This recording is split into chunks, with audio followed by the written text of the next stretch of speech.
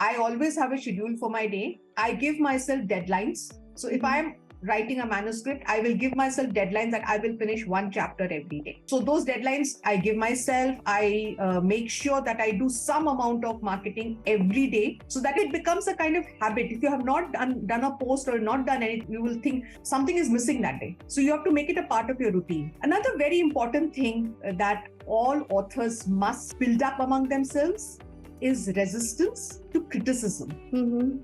As a writer, you need to be always humble. This is what I believe. Because we are working in a creative zone, there is no end to learning. And whenever we get a critical review or somebody has said something which is negative about our writing or our book, instead of closing our mind to it, we need to learn from it. All criticism is constructive to a creative person because you may be thinking in a certain direction. And when the criticism comes, you will realize that, oh, there is another direction in which I could have thought. So you might then move in that other direction if you're open to that criticism. So always work with an open mind, always be open to learning. The more one, refines one's craft, the more one hones one's skill as a writer. So that is another very important thing for a writer. Learnings would be never stop learning, no matter what role, which position, how many years of experience you have, which organization you work for. Especially with technology moving so fast, you have to make sure you are keeping yourselves updated. Otherwise, it's going to be very difficult. There are a lot of discussions going on. ChatGPT, I'm not going there. But having said that, yes, AI is bothering all of us, right? But I tell my writers, I tell people whom I connect with that you really don't need to be worried about. If you are making sure that you're keeping yourself updated, go and use ChatGPT, see how can make use of it to make yourself more efficient. Going and explore new tools. Just don't see a news coming in that a new tool is launched. Go and check it out. Every tool today is available with a free version. It's 10 days, 15 days, whatever. You can always go and give it a try. So my key learning is that it's very important that you keep yourself updated. Otherwise, you will become history very soon. So that's something which I even do. It's always good to acquire more skills. Again, I also tell my writers that don't just think about that I have to only do writing. I've seen people moving from tech writing into product management, and they're doing absolutely wonderful there. They're doing great. They're extremely successful. I've seen people moving from tech writing into project management, and again, they're doing great. So see, the kind of skill sets that we acquire in the journey can be used in many areas. It's all about how you make good use of them. So my key learning is keep learning.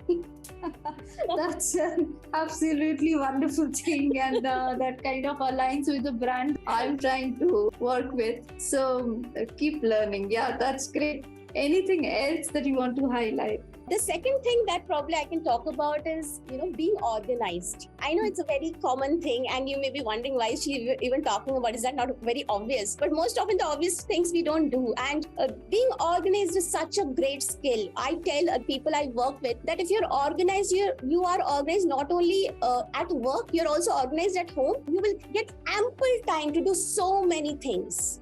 So many things. So I recently completed my MBA. This was my second MBA, and I did that in the last 2 years during the COVID times. So I know people were like watching videos, making all kind of small short videos and all of that. I was sitting and giving assignments. I was sitting and reading my book. So people were like, "Are you crazy? You're a mother of a 5-year-old child. Don't you have enough on your plate? Why do you want to do this?" But I felt that with that, I have acquired a skill. I made good use of those 2 years. I've acquired a degree. I've acquired additional skills, and I now know the modern technologies. I know what is the in thing. I know about AI. I know about blockchain.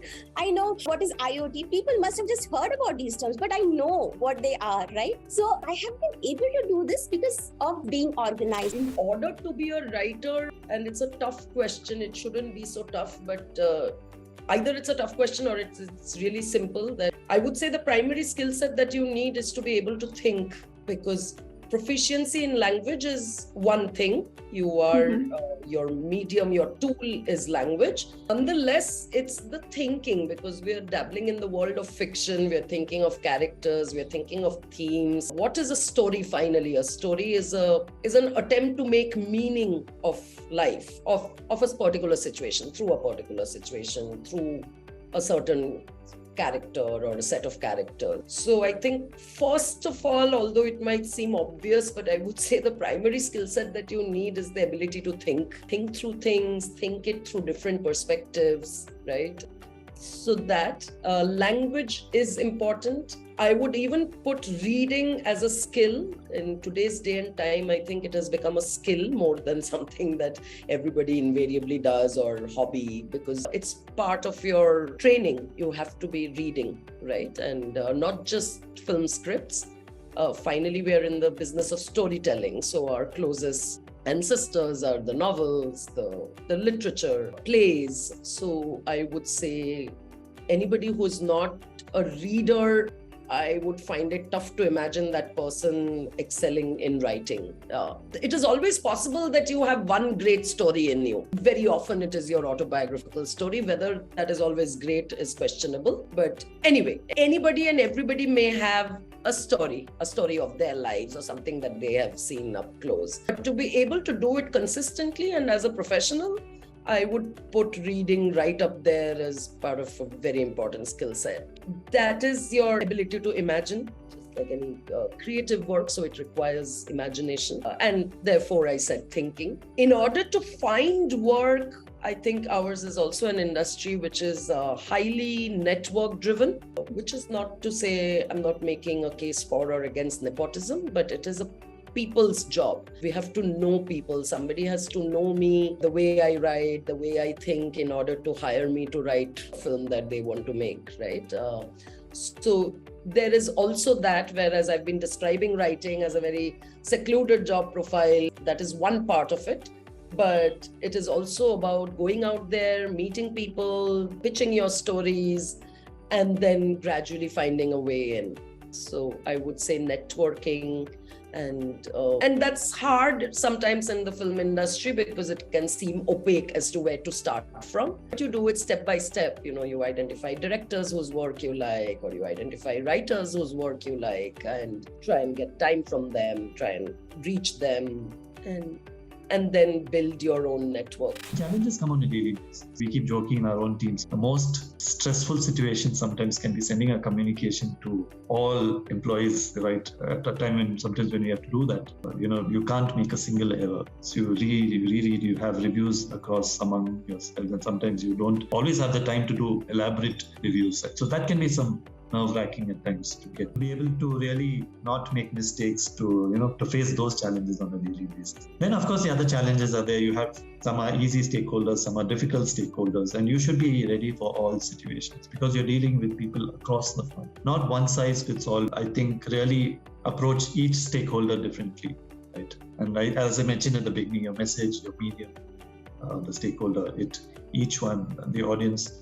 The stakeholders is the fourth part of it, but each thing could differ. Your message changes depending on. So one variable is changed, the other variable is getting factored, right? So you have to be able to do that. So sometimes you have bad days. Stakeholder, you may have all your stakeholders would have agreed with you, but there will be one stakeholder that probably says something that can be completely put you off, throw you off the rails. Right, and then your day could go bad from there. But I think it's important to realize that doesn't define you, right?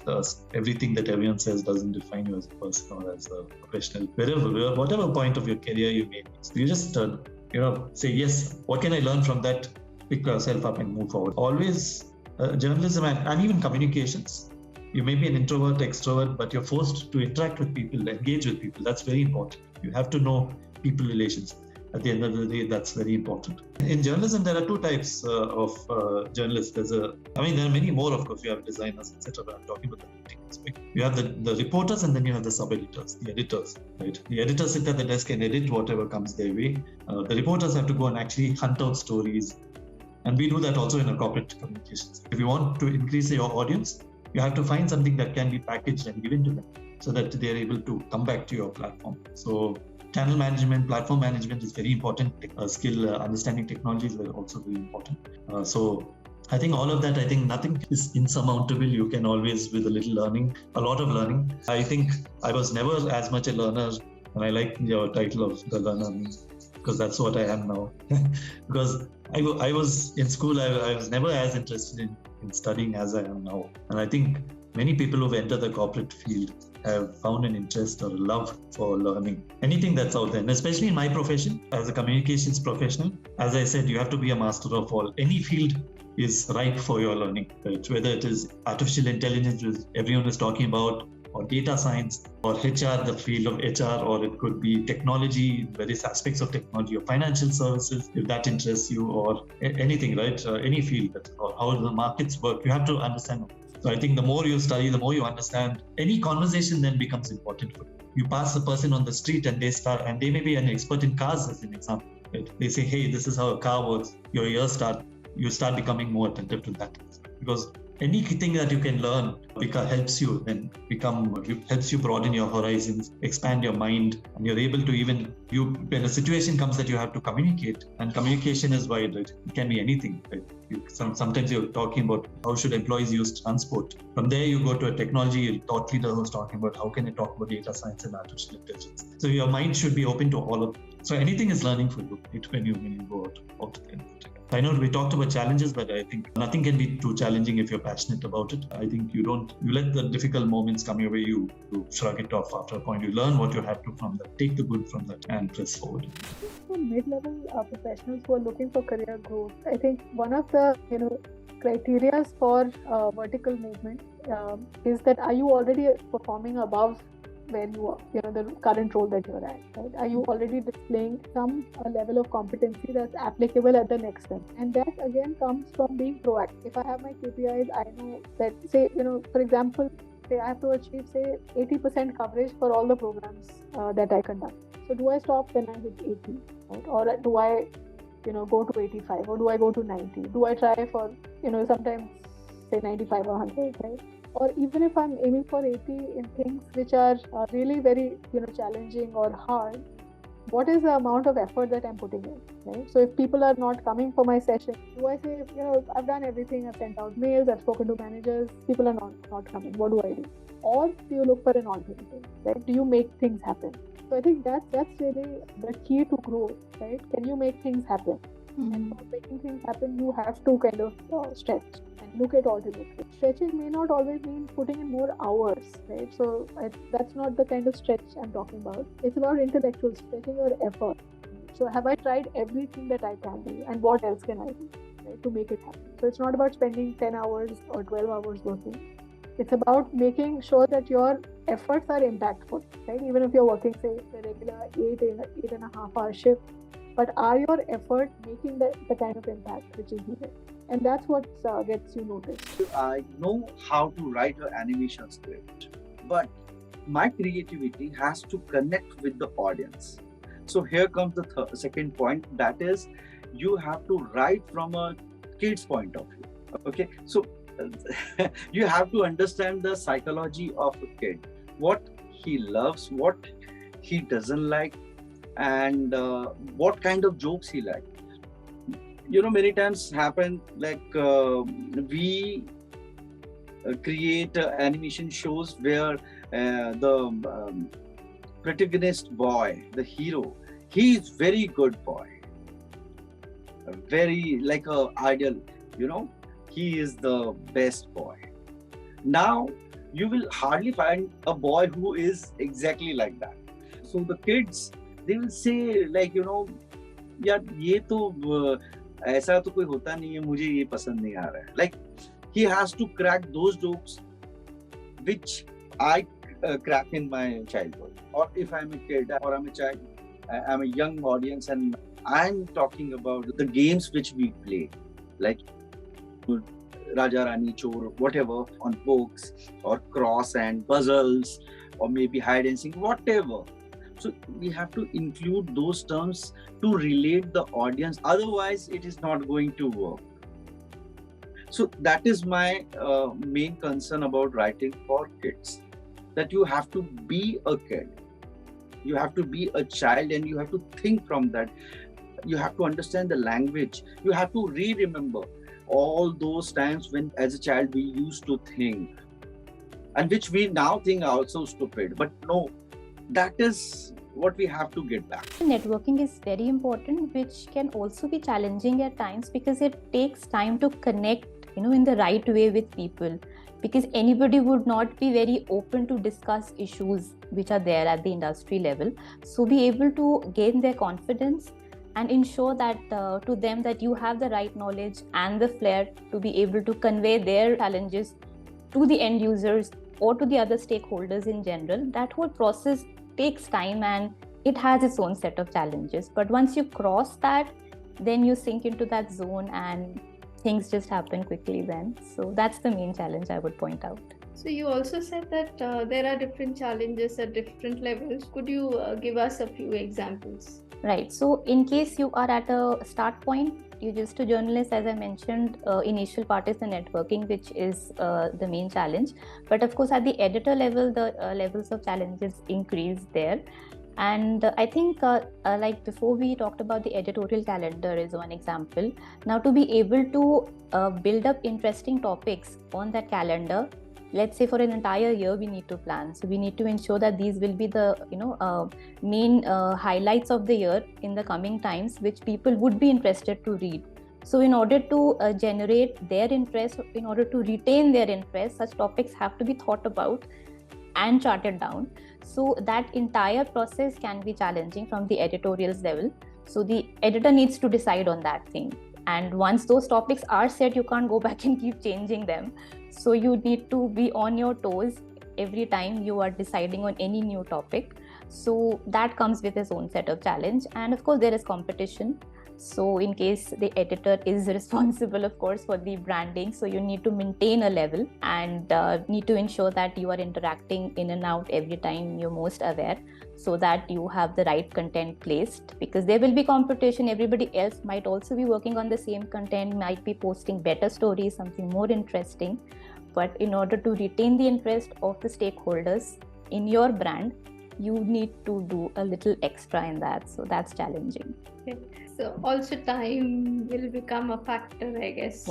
Yes. The sooner the better you deliver, it will be good for you. So you mentioned networking, and I understand that somebody who is starting off fresh, for them gaining confidence from unknown people is going to be challenging. But do you think somewhere, because the magazine name kind of gives you an opening, a reason for people to talk to you, and then it's on you how you are able to communicate and how you are able to kind of speak logical things and give correct set of information to be able to gain the confidence, right?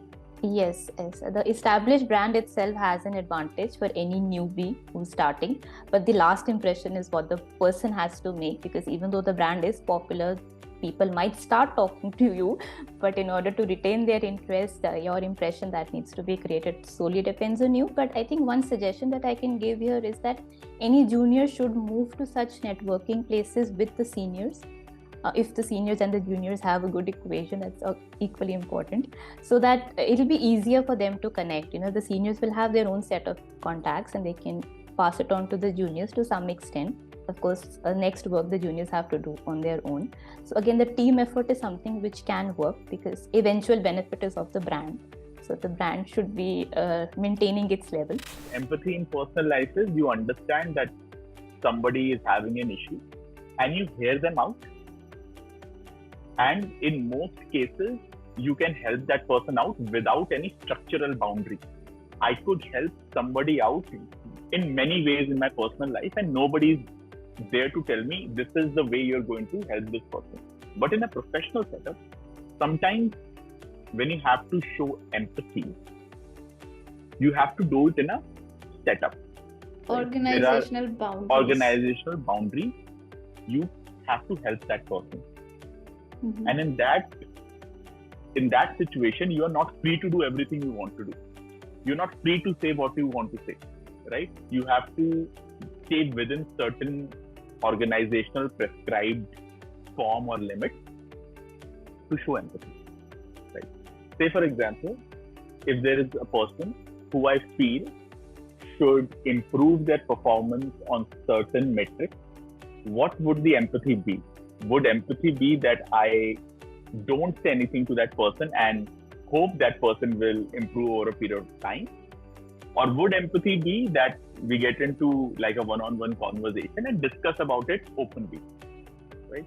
Sometimes even a discussion which nobody wants to do is actually empathy, because you're trying to help that person and making sure that that person is able to grow in their career, right? And also solve their own problems, by the way, because Very if good somebody is not, example. so empathy could be very difficult to display in a professional setup, right? And empathy could mean differently for different people, right?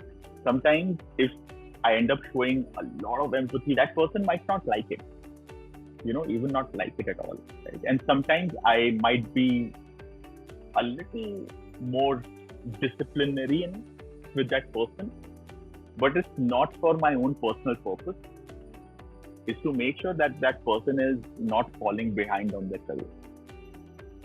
So empathy could be, so unless and until you have this habit of communicating with people. So another example is, if you and me are having this discussion on Zoom, but if we had this discussion face to face, I think a lot of questions could be different. A lot of my responses could be different. Right? Then why meeting people is important? I can share one instance, although in a very sanitized way. There was one of my managers. That person was not here. That person was from a different country and had never met me. I have never met that person. And we had a very strictly professional relationship, which I don't think both of us liked, in a way that we disagreed quite a bit on many things. But when that person met me and I met that person, we still had those disagreements, but we also became friends. We became better colleagues. And even when we have disagreements, we reached a conclusion and we are more open to each other's ideas. So sometimes it's a little different. The personal connect makes a lot of is difference. Always different. So I don't know if people will be interested in it, but sometimes if you read books on psychology, especially Adlerian psychology, then they will say that most problems are interpersonal problems. Right? Yes. And in a professional setup, it's easier to operate. For me personally, I'm able to operate more easily in my professional life, because I have an objective in mind that this is what I'm going to achieve. And after that, nothing else matters for me. Doesn't matter if I personally agree with the other person that I'm working with, or is that person also agreeing with me. As long as we are going towards a common objective, a common goal in a civilized way, in a professional way, I'm completely okay with that. But in a personal life situation, if I don't like somebody, then I might not just work with that person, Yeah. Right? So that's what I meant when I said empathy could be very different in personal life and professional life. Right? So these are things which are important to learn, because sometimes we end up doing a lot of bias in professional life, especially affinity bias. People who agree with our way of thinking and our solution, we tend to gravitate towards them, right? Instead, I think sometimes it's better to go the other way and pressure test and peer review your thoughts. Even if they are in complete opposite direction of what you were thinking, it's better to be proven wrong now than at a later time, right? So I think it's important to be professional, have empathy, but it's a little different in a personal life and in professional life.